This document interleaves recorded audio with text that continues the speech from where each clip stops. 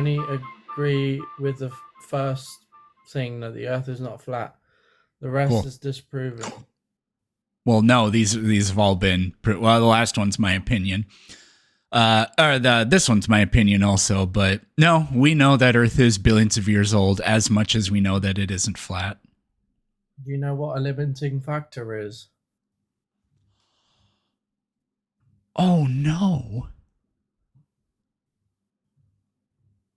Do you know what a limiting factor is? Probably not. Right, a limiting factor is something that limits or puts a stop on how old something can be.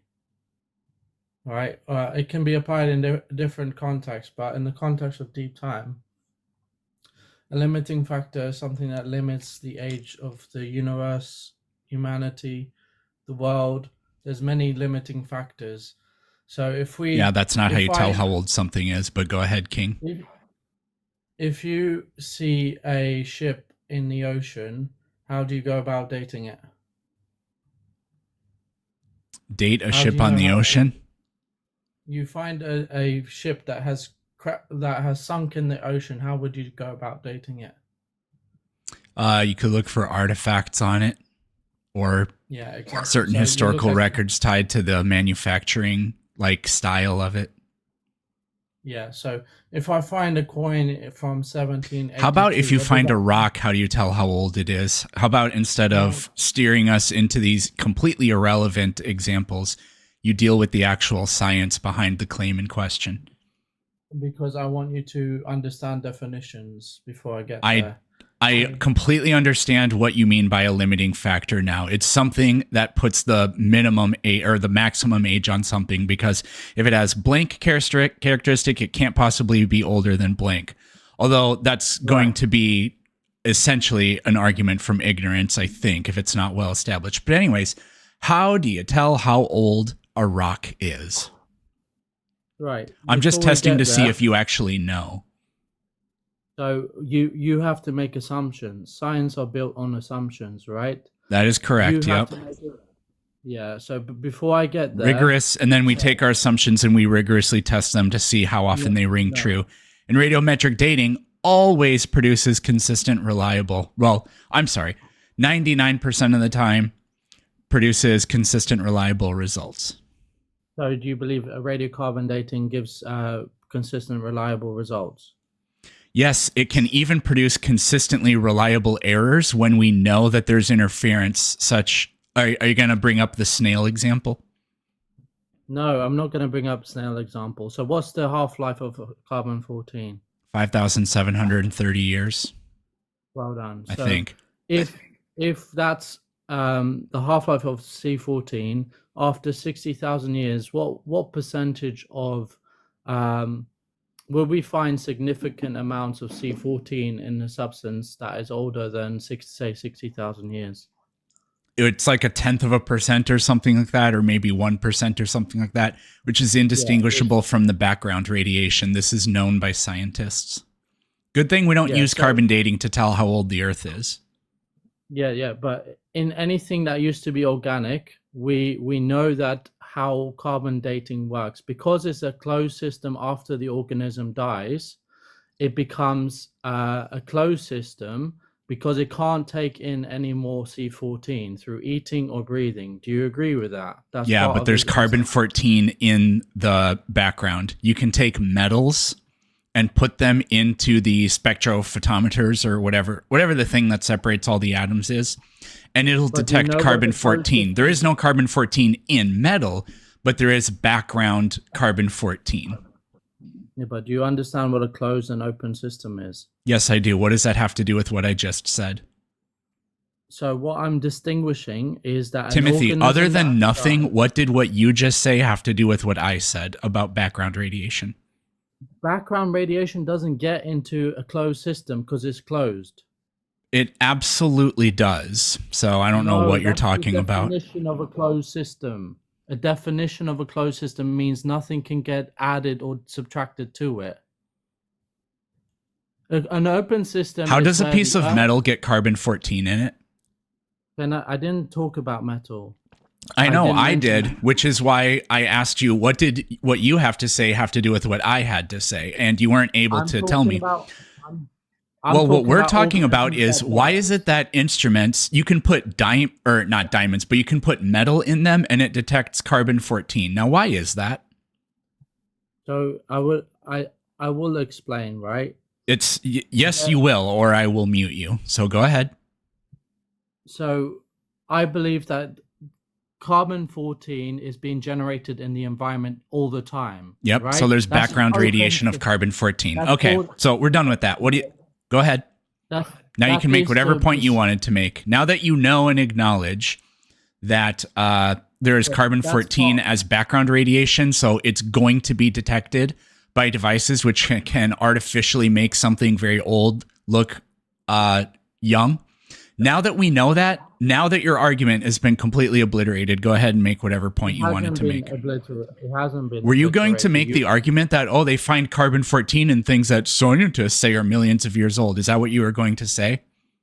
They find it in Yes. Okay. That diamonds. is what you were going to say, but we now know that it's a completely dishonest red herring because we know that It's there's not. background radiation of carbon 14. So it's completely irrelevant. We know that It's after not something like irrelevant. 10 half lives or whatever, the amount of carbon 14 is indistinguishable from the background radiation. That's why it has Yeah, that but upper limit. that's not my argument. Is It was we wouldn't. 100% your argument, No, but it anyways, go wasn't. ahead. No, it wasn't. No, it wasn't. I'm talking about significant amounts of C14, not the background levels Give of one what example. we already found. On fizz.org, you go Give and one look up. example. Go to fizz.org and look at. FIZZ. No, phys.org. There's an article. I don't know if they removed it on finding carbon 14 in dinosaur fossils. They said in their article that either these were contaminated or they Okay, are so not they're millions of years contaminated old. then. What's the They're not problem? contaminated. They're They are not not contaminated. contaminated. They're not? They are not contaminated. They're saying Oh that there can no. only be two conclusions. You have to lie and say that they're contaminated. They're not. You How need did to you fit determine into that a it's a lie? narrative because there is no way for a closed Oh, system to your own become ignorance is not contaminated. evidence or an argument. So can you do You are something better than delusional. You there hate the is no truth. I way. rebuke you in the name of Jesus There's no Christ. You're letter the R enemy in of the the word truth. no, by the way. So can you do something? Did he say, I rebuke you in the name of Jesus Christ? What did he say? Chat, what did it say at the end there? So, you don't think God exists, right? Nope. Why is that? I've never heard any good evidence. I couldn't possibly begin to know which one I even should pick. The what do you call that? I can't. It's like the paradox of choice or something like that. When you give people more choices, there's actually a interesting study that's been conducted. When you give people tons of choices, they're almost guaranteed to be dissatisfied with the choice they make. But if you only give them a couple choices, then they tend to be more satisfied with the choice they make. But anyway, there's just an uncountable, conceivable, possible gods. So it's like, why bother believing in any one of them? Okay, but what if I have some evidence to show you? An argument isn't evidence. So with that in mind, what evidence do you have? Wait, so you don't consider arguments evidence? No. What? The argument proves nothing other than itself, unless it has empirics to back it up. All right, but how can you empirically prove God? Because that Exactly. doesn't make sense. Yeah, exactly. So there's no good reason to believe in it. Hmm. I guess if you don't accept arguments, then yeah, you're right, but Do you accept the God defeating penguin argument? what is that? If God exists, then the God defeating penguin necessarily makes it not exist.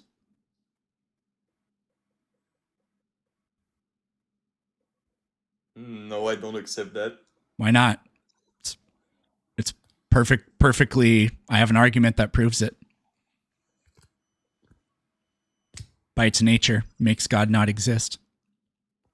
So it Yeah, but follows like, how do deductively we know that that thing? if God How do we know exists, that then the penguin God-defeating exists? penguin necessarily makes it not exist.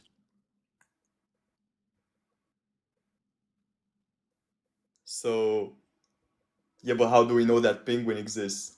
It has to exist. The argument proves Yeah, that it but see, exists. but like, this is not a good argument. I have a good I argument. know. Yeah, I know it's not a good argument, but it's the same argument. Look, let me just tell you It's how do I you define explain it to be necessary, so it can't not exist. how do we explain consciousness without a god? Your brain. Yeah, yeah, no, I'm not talking about the conscious behavior. I'm talking about the actual qualia. Oh, that's easy. No such thing. There's no such thing as qualia. Yeah, if qualia is that which is explained by God, then it doesn't exist because the God-defeating penguin renders God to not exist. Okay, that doesn't make any sense. No, it makes perfect sense. Qualia is that which is explained by God, but that means it cannot have any ontology because God doesn't exist because No, of no, the no. What God-defeating penguin. my point is, It's called it's philosophy. You're just not very good at it. yeah, but like the reason I believe that qualia makes God exist is because I think it's more likely for God to have a mind, so therefore we have minds. How does that follow? God, Um, none of the properties that God has, we share. I wouldn't say. Why would we share this one?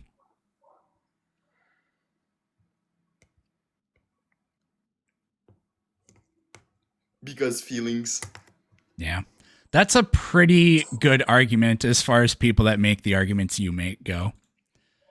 Which is to say it's an absolute dog shit argument. I'm happy to announce that I can now offer signed copies of both of my books. This is because I've reopened my merch store where you can get your very own Spanky, t-shirt, and more. If you don't know, Rational Answers to Stupid Questions is a collection of responses to about 100 of the most common anti-scientific tropes. The book is meticulously detailed, it's been fact-checked by real scientists, and it's written in a clear and easy to understand way. Evolution, the Big Bang, creationism, flat Earth, all of that plus more is in there. Facts That Aren't True is a collection of over 150 commonly held beliefs that are not true. Each claim has a story behind it. You'll learn the history behind the claim, the science that disproves it, or partially supports it in some cases, and lots of side stories and tangents. Categories include the human body, history, religion, animals, nature, language, and a hodgepodge of miscellaneous facts that aren't true. So if you want to be equipped to handle the misinformation that you see me tackling here every day, get a copy of one or both of those books for yourself. Thank you.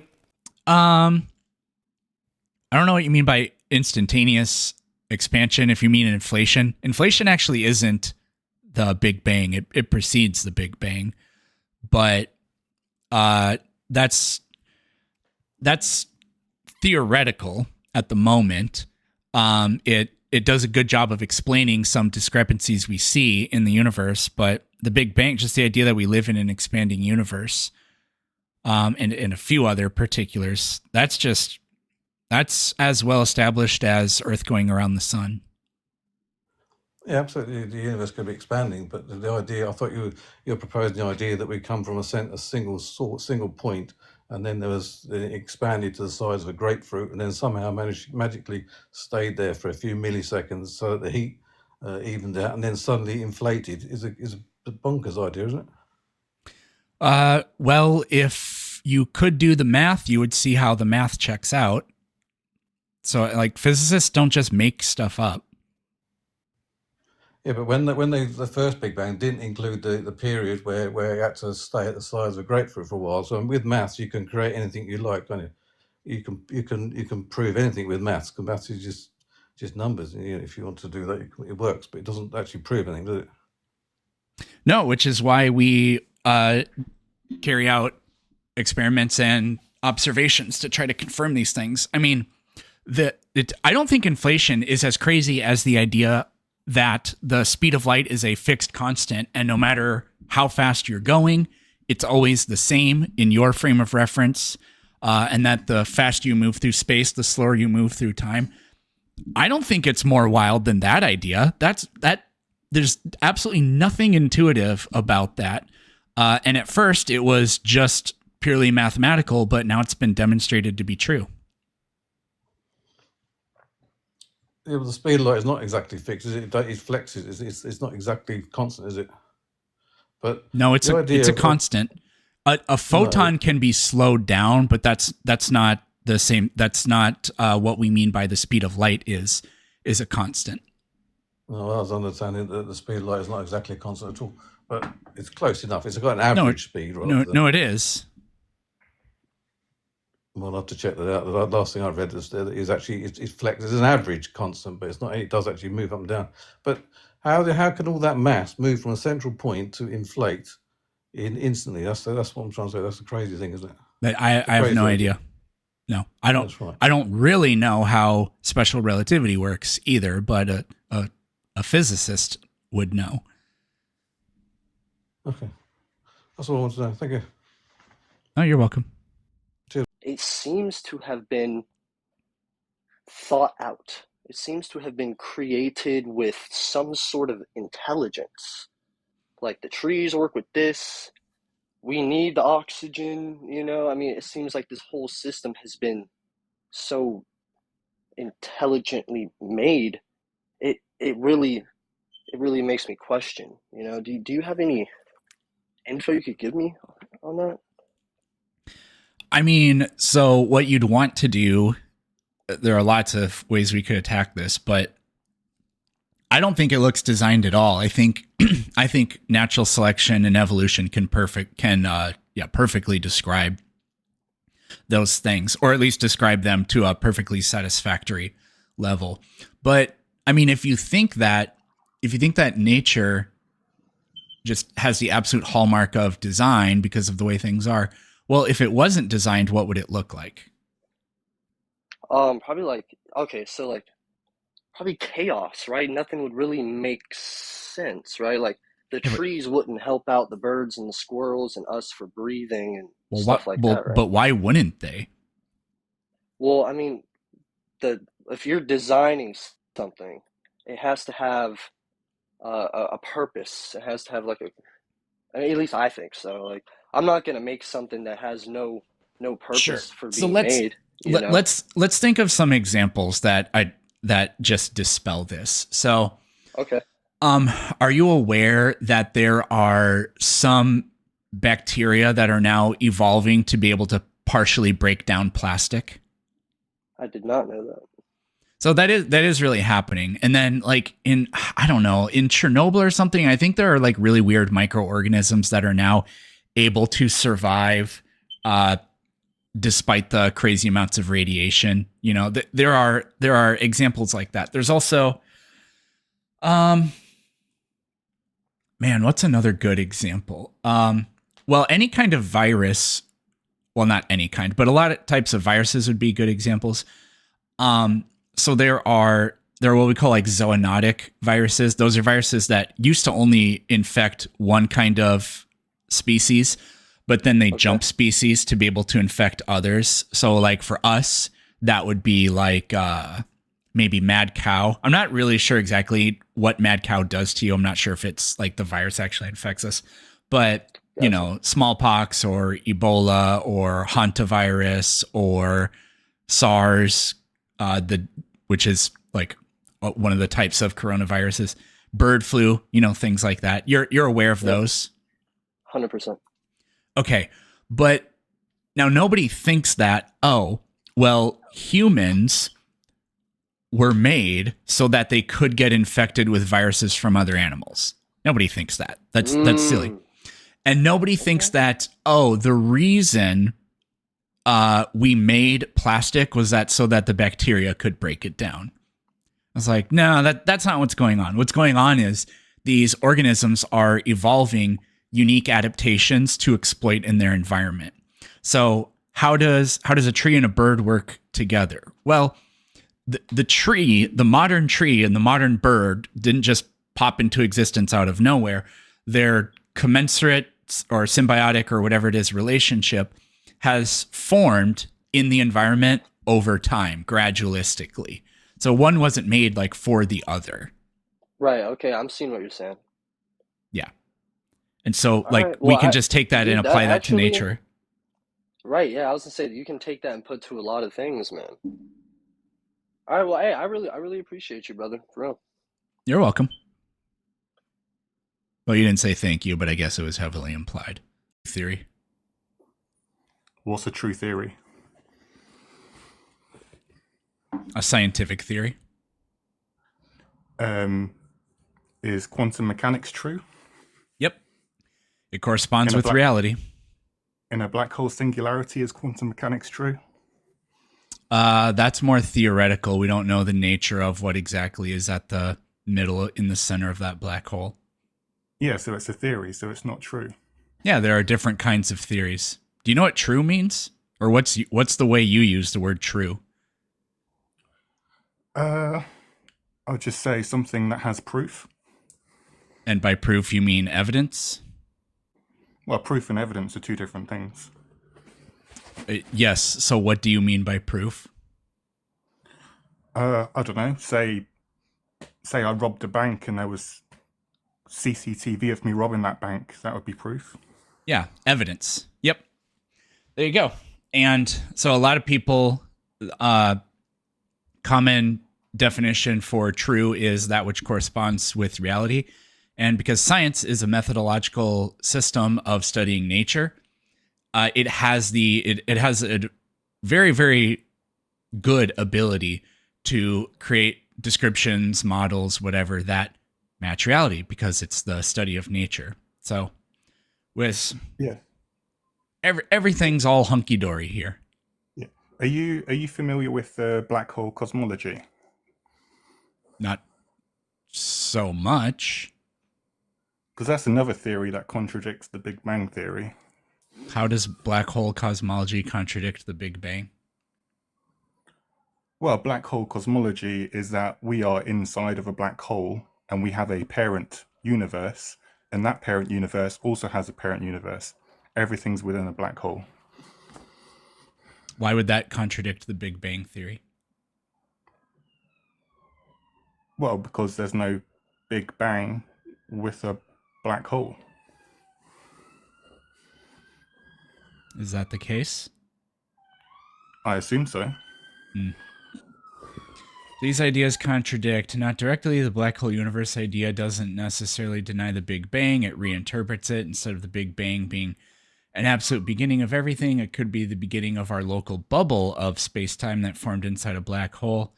I mean, multiverse says something similar to that as well, but multiverse doesn't contradict the Big Bang. However, standard causes... So, no, I think the whole Big Bang thing is just a different interpretation of the exact same data that created our current Lambda CDM model for the Big Bang. Yeah. There's also the Big Crunch theory as well, which is different to the Big Bang theory. No, it isn't. Is it not? No. We live in an expanding universe. In very, very simple terms, that's the Big Bang. If at some point the universe starts to crunch, that doesn't contradict the Big Bang. That's just something that will happen in the future. That's like saying, well, one day the sun will expand and swallow up the Earth and destroy it. Therefore, the Earth doesn't orbit the sun. No, it definitely does. One day it won't, but it definitely does. Yeah, so I was thinking about that recently. You know how our universe is expanding and black holes, they're also expanding. So that theory works that we're inside a black hole. Yes, that's why that could be an interpretation of the observable universe as we see it. I don't really know too much about that idea. So you'd have to talk to a physicist if you want to get really into the weeds on the details of, do we actually live inside of a black hole? So sorry to disappoint. No, that's all right. Well, that's all I have to say. But yeah, keep doing what you're doing.